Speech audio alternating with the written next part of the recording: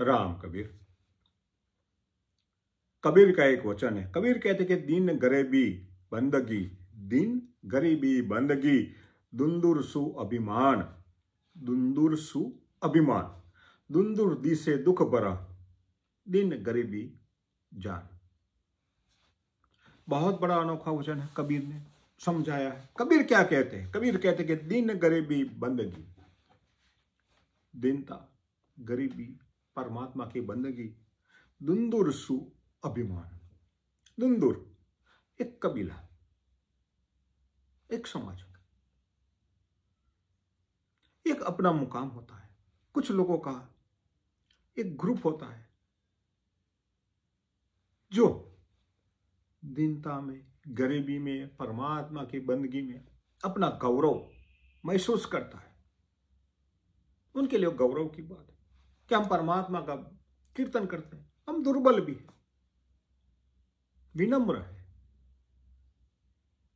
और ऐसे धनवान भी ना है, फिर भी उनको गौरव है। और एक ऐसा भी समाज है, एक कबीला है, एक सोसाइटी है जो दुंदुर दिस से दुख भरा, दुंदुर दिस से दुख भरा, उनके लिए वो दुख है, आपत्ति है। दिन गरीबी जान, वो गरीब रहते हैं, दीन रहते हैं, किसी का अंडर में काम करना होता है उनको, किसके नीचे काम करता है, मजदूरी करता है, तो बड़ा दुख का एहसास होता है उनके लिए, दुख भरा दर्द है। तो कबीर क्या समझाते हैं कि दिन गरीबी बंदगी, दुंदुर सु अभिमान। एक ऐसा कबीला है, एक ऐसा मुकाम है जहां लोग इकट्ठे होते हैं और परमात्मा की भजन भक्ति कीर्तन में सदैव रहते हैं। गरीब बड़े होते हैं, उनके पास संपत्ति ज्यादा नहीं होती है, फिर भी वो सुखी, सुख का एहसास करते हैं। और कुछ उपद्रवी लोग हैं, कुछ ऐसे संसार के लोग हैं जो संसार में उनको धन संपत्ति की लालसा सदैव रहती है। कितना भी दो कम पड़ता है, वो सुखी नहीं रहते, सुख का एहसास ही नहीं कर पाते। और परमात्मा का भजन की बात तो छोड़ दो, वो इनमें भी नहीं पड़ते हैं। तो ये लोग हैं जो बहुत दुखी रहते हैं, सदैव ढूंढते रहते हैं, भटकते रहते हैं। तो कबीर ने इन दो कबीलों का यहां पर वर्णन किया है, उनकी कंपैरिजन बताई है कि आपको कौन से कबीले में जाना चाहिए, कौन से लोगों के मुकाम के पास आपको रहना चाहिए, ठहरना चाहिए। ये नहीं है कि कबीर के पास बड़े लोग नहीं आते थे, वो भी आते थे, मगर आते थे तो दीनता के साथ आते थे, नम्रता के साथ आते थे। आपके पास धन संपत्ति बढ़ जाए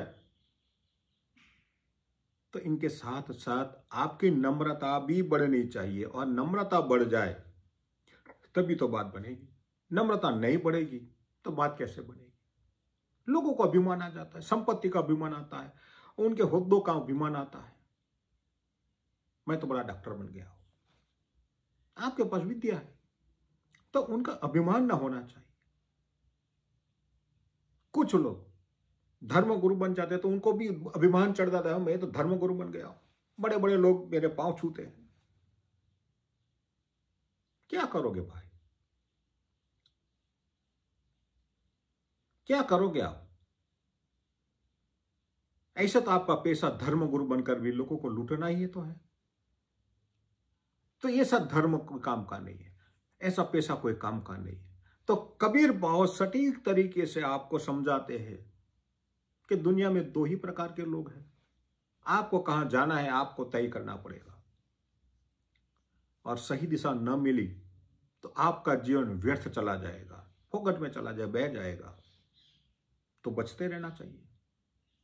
ऐसे लोगों के ऐसे मुकाम में जाने से पहले बचते रहिए, लोग तो खींच कर ले जाएंगे। और ऐसा वर्ग जो है, जो द्वेषी लोगों का वर्ग है, अभिमानियों का वर्ग है, मिथ्याचारों का वर्ग है, बहुत बड़ा है, लोगों को सदैव खींचते रहते, आते रहो, आते जाओ, आते जाओ, आते जाओ, आते जाओ। मगर जो सच्चे दास जन है, जो परमात्मा के भक्त जन है, सच्चे दास है, वो किसी को खींचते नहीं है। पर कुछ लोग उनके पास अपने आप खींच कर चले आते हैं।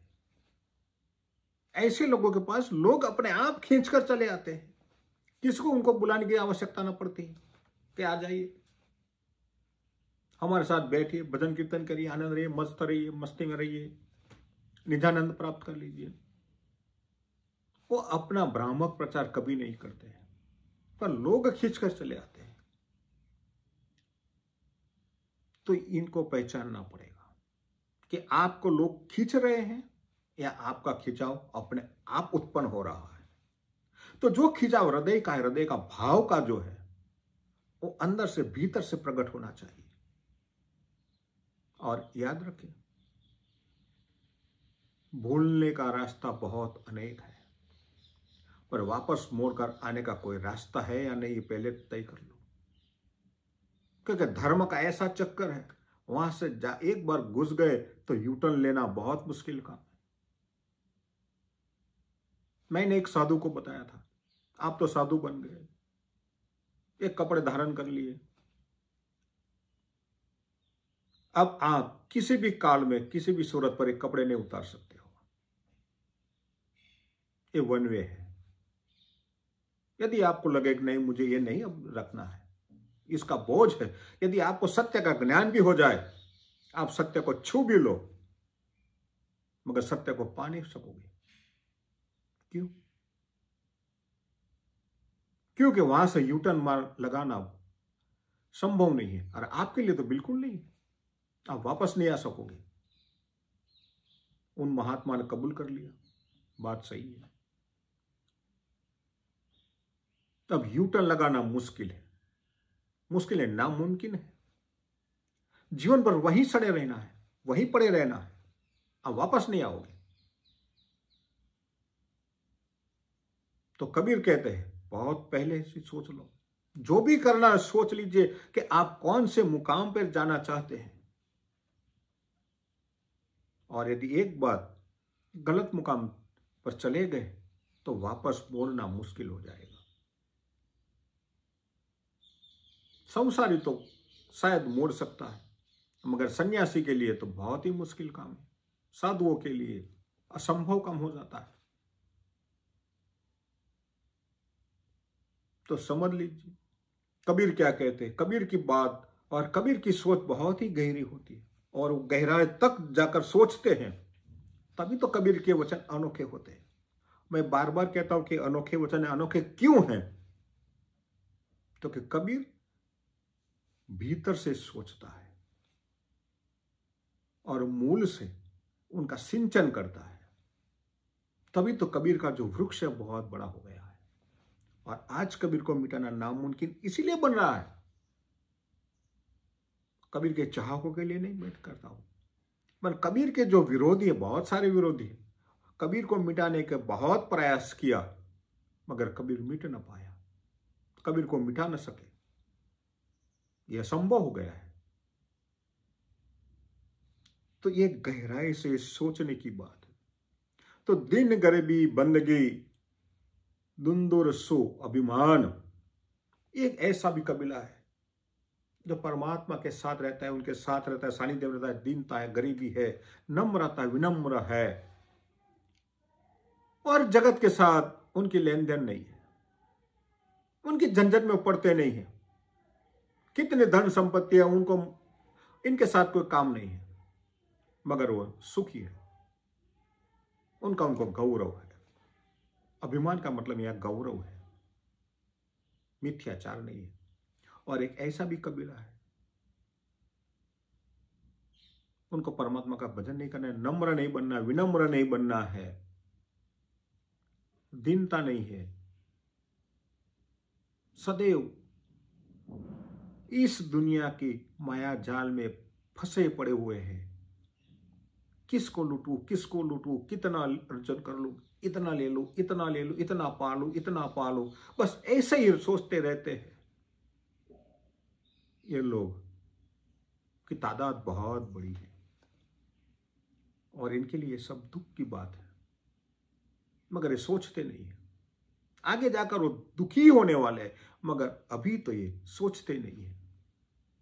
तो आपको सोचना चाहिए हमें कहां जाना है, क्या करना है, हमारा मार्ग क्या है।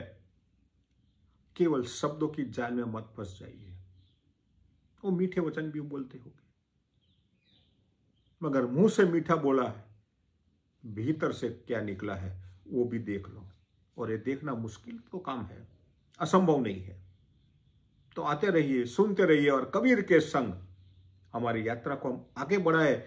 और आगे बढ़ाने से पहले हम ये भगवान के जो दास है, संत जन है, उनकी पहचान करनी पड़ेगी और उनकी संग में रहिए।